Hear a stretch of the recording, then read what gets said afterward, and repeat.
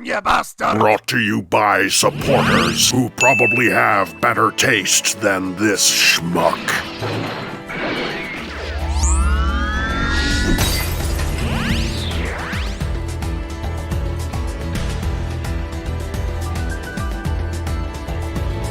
Cyberverse was a big shake-up for Transformers Legends. It really rewrote the game on what they were. Through what it did, it basically changed the price point that Legends was attributed from, with the $7 to $10 price point being replaced with the $15 to $20 one. The name basically shifted across, all because of Cyberverse. This Cyberverse, not this Cyberverse. God, I hate how many times they keep reusing the names. It's so confusing! But the thing is, with a new scale, they need a new Optimus Prime. Or do they? Most of the work was already done for them with the previous version. Shouldn't they just be able to upscale it and do it again? Of course, not a literal upscale, because Hasbro doesn't tend to do that, but all the base ideas were carried over. For all intents and purposes, this is Revenge of the Fallen, but bigger. But how did it turn out? What am I really looking at here?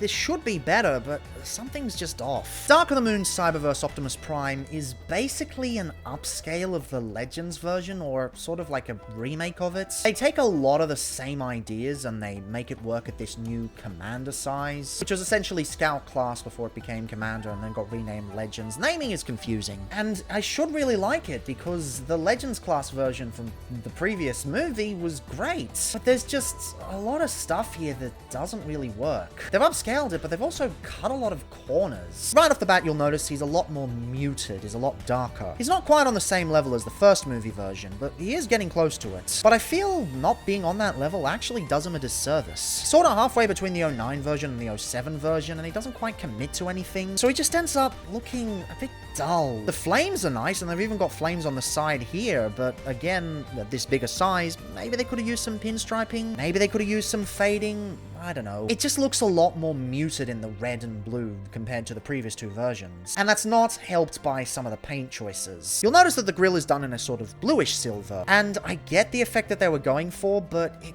again comes off as very dull. In the right context, this would have worked quite well. I mean, maybe if the colors were a bit more vibrant, but I'm not feeling this. And then that's the thing. It gets used again on both the bow tie and the windows, and now the windows don't have a frame, when the 09 version did, so it just looks like a great big swath of nothing. And then the windows on the side use it, and then the smokestacks use it, and then the step uses it, including the toolbox, and then the gas canisters use it. But then they leave this unpainted, when it was grey unpainted plastic on this, so it actually looked better. And then the back, I guess, is cleaner, but they've got all this detail now that's been left unpainted.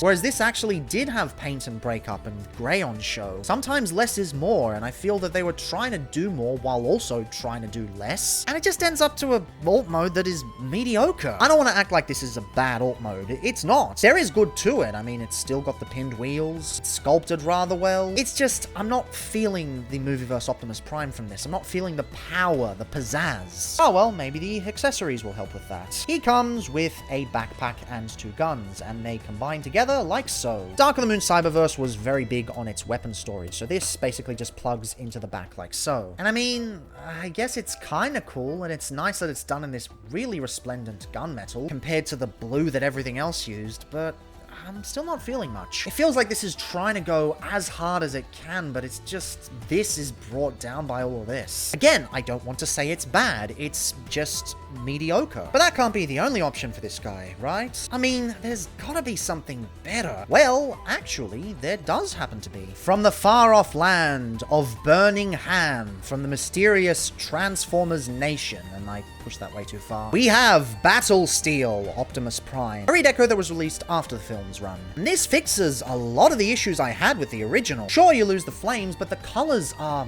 much more vibrant. It's funny how if you switch it out for a much crisper silver, it works way better. Plus now they're painting a lot less on the windows, they're allowing the middle section to shine through, so it looks like it's got a proper frame. You can discern what's the windows and what the bow tie is. The paint's pretty much the same everywhere else with the side windows and the step, but they painted the front gas canister there, which I really appreciate. The paint just looks a lot better. A lot of the paint applications are the same, but now that they're done in this silver, it just works. They've also got this nice little red over the top, which isn't really accurate to anything, but I really like it. Some people could call this deco G1 inspired, and Kinda, I guess? I'm not really seeing it. I'm seeing it as its own thing. But as its own thing, it does really well. It's also got movie-inspired weapons stored at the back here with 2 guns and 2 swords. And they're both pretty good, but they have a gimmick of their own. These actually untab and fold around to the front so that he can go into Stealth Force mode. I don't know if they actually advertised this as Stealth Force on the box, but Stealth Force was a canonical thing within the movies anyway, so I like to call it Stealth Force. And this is really good. I mean, I guess the jetpack was okay overall, but this is some better shit. It actually adds play features instead of just being weapon storage. I want to see something like this on more Optimus Primes in the future. I think some of the Voyagers and other figures had the same functionality, but I really like the way this does it. I really should have gotten this as a kid, and I'm glad to have it now, but I feel this would have been right up my alley growing up. But the tail end of the Dark of the Moon line was already that point where I was getting too old for Transformers, where my family was already telling me to move on to more mature hobbies, like Warhammer. A lot of irony in that, given some of the attitudes Warhammer fans have. Anywho, size-wise is roughly 9.3 centimeters by 4 centimeters by 4.5 centimeters. Size-wise, here he is next to a standard Legion figure, a standard Core Class figure, a standard modern Micromaster, a standard modern Minicon, a not-so-standard Lego minifigure, and crumbs. But that's not all you can do. Oh no. Different versions of this actually came with trailers, and I do in fact have the trailer for it. Of course, I don't actually have the Optimus Prime that came with this trailer. There were 2 trailers released in the main Western release of Cyberverse, and they both came with their own special redecos of Optimus Prime, one that was basically just this without the flames, and one that was a bit wackier, but unfortunately, I didn't get that Prime with this trailer. Instead, I just got another Optimus Prime, which I'm a bit bummed out about. I probably should hunt down the original Prime that goes with this. It would be a nice thing to have. Ah, well, can't win them all. Now, this trailer is rather nice. It sort of reminds me of that Voyager Battlehooks Optimus Prime that came from Dark of the Moon, with the starry windows. In fact, this whole Starry Night thing was sort of common amongst Dark of the Moon exclusives. And this trailer does do rather well. Unfortunately, the front wheel here is fake. It's just this wheel that functions, but it still rolls reasonably well. It is held back a bit because this is just clipped and these are all pinned. If they were all pinned together, it would be a lot better, but, you know, it's still alright. My biggest gripe is this does not rotate at all. It just moves from side to side. That's a bit of a missed opportunity. In fact, as far as I know, neither of the 2 trailers that came in the series did that, between this and Megatron. Come on, rotating trailers is super easy. Just put a peg there, let it do its thing. It's a done deal. G1 was able to do it. Why isn't this? Anywho, Prime extends to 18.5 centimeters, and 5 centimeters, and 4 centimeters. And second verse, same as the first. Now, the transformation hypothetically is the same as the original 09 Optimus Prime, but they've made some modifications. It's not a straight upscale. That doesn't really exist anyway. At least not at Hasbro. But the modifications they have made, I guess they make it a bit smoother, but they also make it a bit more boring. The arms rotate out just pretty much the same, but now they're folded up like this. The legs unclip in the exact same way, rotate around and do the same thing, pegging into the bottom. And I guess you bring these forward as you would, and you bring the arms out, but the arms are actually forming the back panel to clean up the back. So now this entire assembly transforms different. First you have to do is rotate the head out. Then you take this sliding rail and it all goes in. Ugh, I still hate sliding rails. They're just not a type of transformation I really like. Then you untab these. On my childhood copy here, the tab is broken. I might end up selling my childhood copy and keeping the replacement that I got. But these will then rotate upwards, like so. And then you have even more sliding rails because you gotta pull the legs out, like so. Yeah, instead of having dedicated feet that pop out, the legs just do that. No, please no sliding rails. At least we're done now, but that is definitely a downgrade in fun factor. Technically, it's smoother. You don't have to deal with as many clashing parts and everything fits together a lot more solidly, but I just do not like it compared to the original. This one I can transform over and over and over again, and a lot of that is nostalgia. But I got this as a child as well around the same time, and I don't really feel any nostalgia for that. Nah, 09 did it better. In robot mode, yeah, no, I'm not really feeling this. I really want to like this thing. It's basically an upscaled version of one of my favorite Legends figures of all time. And yet, they've sort of just downgraded it in a lot of ways. The torso basically functions the same, and it technically looks a lot better, but with the way that these side panels work, where they're all entirely in blue and don't really blend in with the rest of the body, they make him look really thin, which doesn't blend with the rest of the long legs. He looks way too slender for what he's going for, and that would be fine for a $10 Legends figure, although they were $7 $10 back in the day. But this cost $15, and by today's dollars, it would be about $20. It just seems a little bit undercooked for the price point. Like, compare this to, say, Sentinel Prime. He was supposed to get a video this year, but I kind of pushed him back for another year. He'll happen eventually, but you get the point. That figure was able to pull off the proportions a lot better, and I feel with a new conversion, they could have done the same with him. But no, they had to reuse the same one from the old Legends version, and it just doesn't really work here. I don't really like the head sculpt either. It's all really long and squinty. He's got extra size, so there shouldn't really be an excuse. They can make really good head sculpts at this price point. But Optimus Prime here just doesn't have that. It just doesn't really work. He got a new backpack that's technically more screen accurate. I guess that's why they made the changes that they did. But as a result of the way it works, now the arms just look really kibbly. At least with this Optimus Prime, you kind of had the excuse of, oh, a $10 figure. It is what it is. And the arms blended in by being a lot bigger, but now that you got this, where they're actually just hanging off the arms, it's sort of like Classics Optimus Prime, but without the pizzazz. And again, and I know this is a much smaller figure, but I'm just not feeling it. The lack of paint on the torso really makes itself known. This whole torso section just feels unfinished. I know a lot of that comes down to the fact that I've never really been a fan of the spiked belly look personally, but even so, just looking at it now, it's just not a really good way to do the spiked belly. And the legs are just really, really long. Like, if the design worked with that, having a really short torso and really long legs, if it was meant to have that stylization, I get it. But these legs are just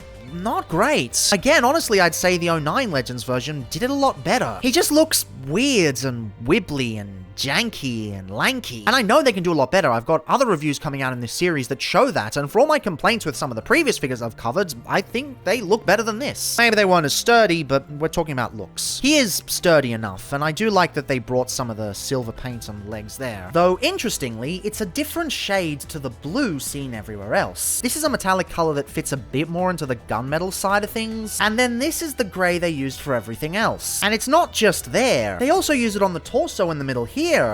Why didn't they use that on the thighs? Why didn't they make the bow tie that color? Why didn't they use any of this color on the vehicle mode? It's just a really weird choice overall. I don't want to complain too much given the age of the figure. It was doing a lot for the time. But even as a kid, I never really liked this thing. It just seemed like a downgrade when it should have been an upgrade. It was a big disappointment. Anyway, I'm just going to do the dimensions quickly, and then we're going to go on to the accessories, because the accessories do add some extra dimensions. He's 6.5 centimeters wide and 10 centimeters tall. And I'm just going to show the size comparisons a bit later. For now, let's talk accessory pack. It's basically 2 guns and a jetpack. So at least you can recreate the fun from the film. Nothing too crazy, it just kind of folds out like so. It's got one clip for going in vehicle mode and a separate clip for going in robot mode, but they both use the same tab. I guess that's the big reason why they retooled the whole back section, but I feel they could have still done that, even with using the original transformation. Jeez, get in there. And then you pop in the guns. Nice and easy. Yeah, I guess he looks a little bit cooler. It doesn't fix a lot of the aesthetic problems, but it does draw your attention away from them. They are really nice accessories, but I don't feel that kind of makes up for all the issues this figure has. I just feel they should have done a lot more. They put all of their eggs into this accessory basket and then didn't really make use of anything else. The core figure should be able to do well on its own 2 feet, even without accessories. That's what my favorite figure from the line, Sentinel Prime, did, and unfortunately, Optimus Prime just doesn't have that. Articulation is okay, I guess. You got ball-jointed shoulders, and you actually got elbows now, which is nice, although that's mostly from the transformation. Ball-jointed hips and knees. Would have been nice for thigh swivels and bicep swivels, but it is an older figure. Although, 2011...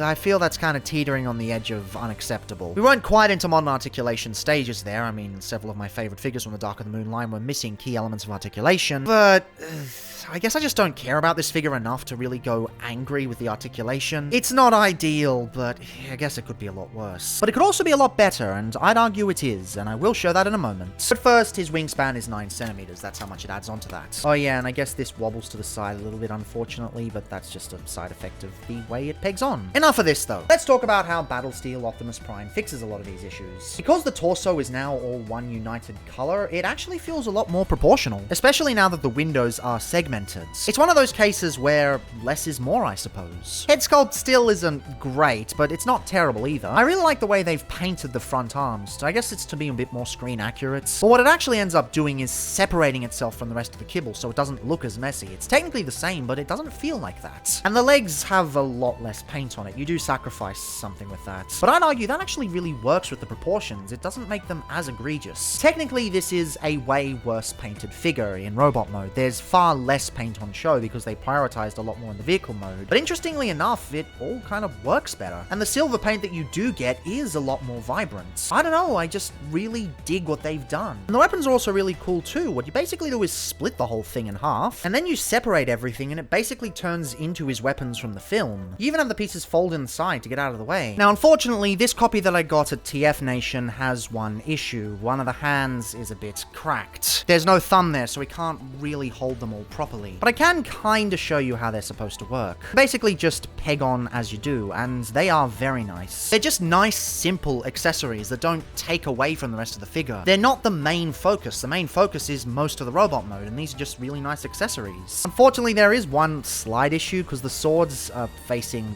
forwards like that, so you kind of have to do it weirdly to get them to hold it properly. But it's still a really nice feature, and I'd argue that the vehicle mode stealth force option still makes it kind of worth it. I really wish I would have had this as a kid. Honestly, it would have been a lot more fun. It's such a unique design. If I gotten this, maybe I would have been more fond of the mold overall. But no, unfortunately, I had what I had. And what I had could have been a lot worse, but it still feels very undercooked. And I guess that's why I gravitated to the 2009 version a lot more. Sure, I always kind of wanted this one after hearing about it, but honestly, I got the best version here. There's a reason they keep releasing this version over and over again instead of making new Legends versions now. I still want them to do Legends versions of Movieverse again, but they seem to be forgetting about it these days. Last we got was a Speed series back in Bumblebee. I don't know, it just feels like they had an opportunity to build on what they already had, and instead, they just half-assed it. Sucks, man. Anyway, size-wise, here he's next to a standard Legion figure, a standard Core Class figure, a standard Modern Micromaster, a standard Modern Minicon, a not-so-standard Lego minifigure, and crumbs. However, we're not quite done yet. Of course, there is one more thing you can do. If you have a trailer, you can always use that. Unfortunately, both configurations do utilize parts forming. You do need to remove the gun from the top, but it's not that big of a deal. Now, there are multiple configurations for this, but I'm just going to go with the stock one shown in the instructions. Some of the stock photography does do it differently, but I'm just going to do what most of the reviewers do. After separating these, you bring these out to the side like so. These are pegged in there, so you untab that and move it around, untab and move it around. The wheels turn into a nice ramp. These sections rotate all the way down. The arms move out to the side, and you just kind of position these there. These are how the instructions say to do it. You can probably do it any way you like. Then you basically take the gun and you use the 5mm port and peg it on the top there. It was originally plugged in there, now it goes there. And we have a weapon-based mode. And with this, I guess it's kinda cool. It's just sort of a thing you can do. I'm sure there's other configurations you can get, but I don't know. I just don't really feel much from this. Maybe Kid Me would have liked this a lot better, but what I'm really seeing here is just a platform. Feels like they didn't really have anything to do with the trailer, so they just said, hey, open it up, and just don't really give a shit. It's got a nice firing missile, which I still have, surprisingly. At least if it would function. There we go. Actually fires pretty well, and I'm surprised it didn't get lost over the years. Surprised I was able to get a version with the missile. Also rotates, which is kind of nice. And the fists do grab on there. They've designed it in a way where they can actually hold from the bottom. That is one thing I do commend this figure for. It doesn't get stuck at the bottom there. But still, it's just a thing, I guess. If you really want to, you can have smaller figures drive down the ramp and such, but even then, it's a big platform. It's a big platform of nothing. It doesn't really do anything. You can have a lot of fun with a lot of platforms, like G1 Flat Top is one of my favorite Micromaster sets for that very reason, but that just doesn't apply to this. I'll easily take something like this over the traditional G1 trailer every day, but this does feel a little bit unfinished. It does feel like a bit of a hack job. Just not really my thing, I'm afraid. Seems like they could have put a lot more effort into it. It seems pretty much unfinished. Maybe that comes down to the fact that nothing really tabs in together. It all just sits there. Maybe if it was a bit more sturdy, I could have preferred this. But I don't know, it's just not really a thing I'm that into. However, that's not the final mode we have. We actually have one more mode. So first off, let's take the gun off. We're going to orient this upwards like so and bring these out. These will basically bring themselves around with these panels folding under. This will reveal the guns there. Same on this side like so, and around we go. This one, it's not actually guns, it's actually a sort of claw assembly, which is where we're going to peg in the gun. In we go. It's a bit tight, but it gets the job done. and there goes the missile. And this is where we start assembling it. You've got this peg that'll go into the back of the robot, and 2 pegs down here that'll fit on the feet. So yeah, you got that bit there that'll go right onto the back there, and the legs will peg onto the 2 clips here at the bottom, and then you can bring the arms into these things that looks like smokestacks, but they're actually pegs, and they're at an angle, so they do sit quite well. Come on, in you go. Yeah, there we are. Finally, let's just get him cleaned up and get the camera shifted. I'ma be real with you.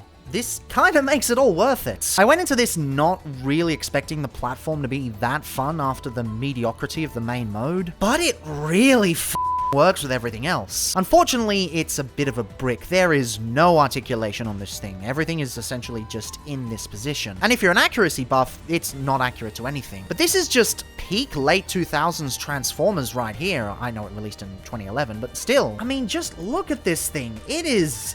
it's just so lovely. Because you've got all this kibble around here, a lot of the proportional issues just sort of blend into the design. It's not that much of an issue anymore. The way he becomes armored up is just awesome. It's a bit like Revenge of the Fallen Optimus Prime and Jetfire with the way this all kind of pegs on the back there. So he's basically a giant platform that won't do anything, but as a giant platform, it's really cohesive. The way the robot arms work around here with him controlling this, it looks like one of those Avatar mechs. Still haven't seen Way of Water, and I don't really have any intention to. I mean, yeah, you got the giant kibble on the side here, but I don't think it looks that bad, to be honest. And it is a really small figure. I mean, it hasn't gained that much height overall. Yeah, I actually technically have 2. Because of the way I bought this, I ended up with a second one of that, as I explained. But it hasn't gained that much height, so the kibble issues don't really matter. The coloring issues don't make themselves known now that they all just blend with everything around there. Though honestly, with your version, you won't have coloring issues. I'm in the unique position where I have the trailer from another figure combined with this. This is not the standard loadout. In fact, I'm breaking a cardinal sin of reviewing Transformers right here. I'm not showing what it's like out of the box. I'm showing a very specific combination. But this is so good, I kind of want to hunt down the original. So yeah, I